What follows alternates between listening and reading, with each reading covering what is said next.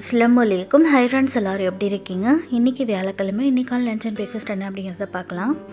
சஹருக்காக நைட்டே பார்த்திங்கன்னா கோழி அப்பத்துக்கு மாவு வந்து மிக்ஸ் பண்ணி வச்சுருந்தேன். ஏன்னா எனக்கு வந்து சஹருக்கு தேவைப்படும்னு சொல்லிவிட்டு குழம்புலாம் பார்த்திங்கன்னா நைட்டே வந்து ரெடி பண்ணி வச்சுட்டேன்.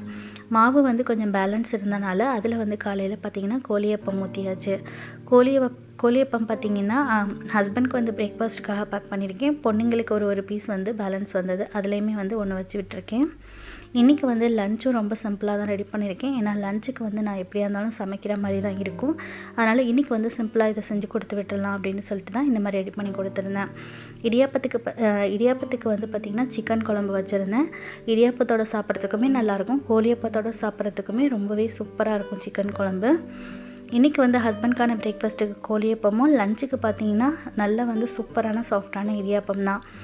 இடியாப்பம் ரெசிப்பியும் அதுக்கப்புறமா வந்து பார்த்திங்கன்னா கோழியப்பம், சிக்கன் குழம்பு எல்லா ரெசிப்பியும் வீடியோ ஷூட் பண்ணியாச்சு, சீக்கிரமாக போஸ்ட் பண்ணிடுறேன்.